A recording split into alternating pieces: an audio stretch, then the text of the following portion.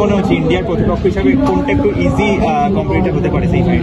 দেখো এইসব যেহেতু লিমিটেড 8টা টিমের খেলা হচ্ছে, সেখানে সব কটা টিমই ভাইটাল, মানে সব কটা টিমই চ্যালেঞ্জিং, মানে একে করে খেলা হলে আগে থেকে বলা যাবে না কে জিতবে। সেই কারণে সেদিকে যেহেতু যেই টিম 4টি টিম কোয়ালিফাই করবে, কেউ কাউকে ছেড়ে দেওয়ার মতো টিম হবে না। প্রত্যেক কটা ম্যাচে সেই দিন যে বেটার করবে তার চান্স দেখবে। অ্যাজ এ ইন্ডিয়ান আমি বলতে পারি যে আমি ইন্ডিয়া জিতুক, সেটাই চাই। হ্যাঁ, আর একটা কোয়েশ্চেন, সেটা যদি অলরেডি বলে দিয়েছে দিলীপ স্যার, কিন্তু সাপোজ তোমাকে করছি যে ইন্ডিয়া কিন্তু শুধুমাত্র দুবাইয়ে খেলছে, সেটা কিন্তু একটা অনেকেই বলছে, এমনকি প্রেজেন্ট যে প্লেয়ার প্যাট ক্যামের জজ বাটলার সব কিন্তু অনেকেই বলছে এটা একটা আনফেয়ার অ্যাডভান্টেজ।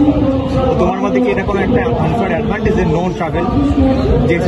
দেখো, দুবাইয়ে খেলার পিছনে হয়তো অন্য কোনো রিজন হয়তো কাজ করছে, সেটা পুরো ওয়ার্ল্ড জানে, সেটা বাড়তি করে বলার মনে করলাম না। আর বলতে পারি যে দুটো কন্ডিশন দুটো টিমের জন্য, ওই গ্রাউন্ডের কন্ডিশন দুটো টিমের জন্য সেম।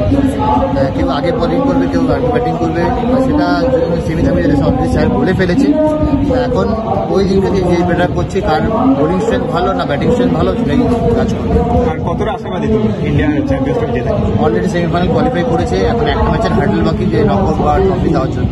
এবার তাহলে চোট করছে না এখন, সেটা আগে থেকে সেই দিনকার যে বেটার, কারণ শর্টার ফর্মেট খেলা টিমের জন্য আগে থেকে প্রেডিক্ট করা যায় না, লঙ্কার ফর্মেট হয়তো প্রেডিক্ট করা যায়। শর্টার ফর্মেট সেদিন যে বেটার করে, কিছু ওভার যে কনসিস্টেন্টলি বেটার করে চান্স পেয়ে। Thank you.